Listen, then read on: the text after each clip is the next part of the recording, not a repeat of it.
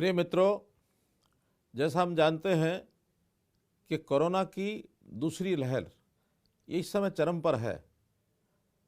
देश भर में जो कोविड के पॉजिटिव मरीज़ हैं उनकी संख्या बहुत बड़ी संख्या में बढ़ गई है। दिल्ली, हरियाणा, आसपास के प्रदेशों में यही स्थिति है। हालांकि हमारे सब कोरोना वॉरियर्स अपनी पूरी क्षमता के साथ सबकी सेवा कर रहे हैं और कोरोना से एक लड़ाई लड़ रहे हैं। फिर भी कहीं कहीं जो कठिनाई आ रही है उसको सब लोग मिल करके इसका हल निकाल रहे हैं। विशेष तौर पर उल्लेख करना चाहूँगा कि 2 दिन से ऑक्सीजन की सप्लाई की कुछ कठिनाइयाँ, अव्यवस्थाएँ ये देखने को मिली। हालांकि ऑक्सीजन कमी नहीं है, पर्याप्त मात्रा में अपने देश में, अपने प्रदेशों के आसपास क्षेत्रों में ऑक्सीजन की सप्लाई पर्याप्त है। लेकिन फिर भी उस व्यवस्था को ठीक करने के लिए कल 21 तारीख रात्रि से सब लोगों ने प्रयत्न करके उसको ठीक किया है और जहाँ जहाँ सप्लाई के सेंटर्स हैं वहाँ डायरेक्शन दे दी गई है कि किस प्रांत को कितनी सप्लाई करनी है और व्यवस्था से सब चीज़ें चल रही हैं।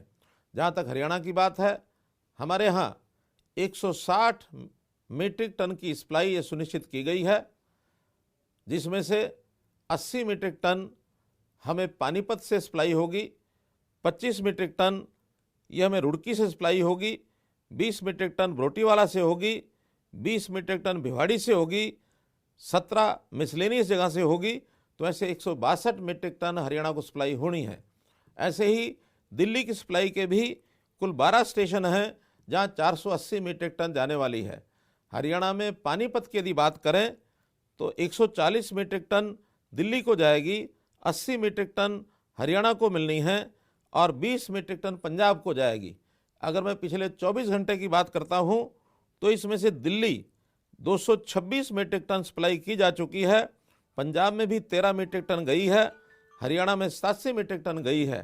तो इसलिए जो 24 घंटे में जितनी सप्लाई ऑक्सीजन की होनी थी वो सब जगह पर्याप्त हुई है और आगे भी इस क्रम को बनाए रखेंगे। मेरा सभी क्षेत्रों के, सभी प्रांतों के सप्लाई केंद्रों को निवेदन है कि जो एलोकेशन है उस एलोकेशन को सब जगह पर बराबर सप्लाई करते रहें।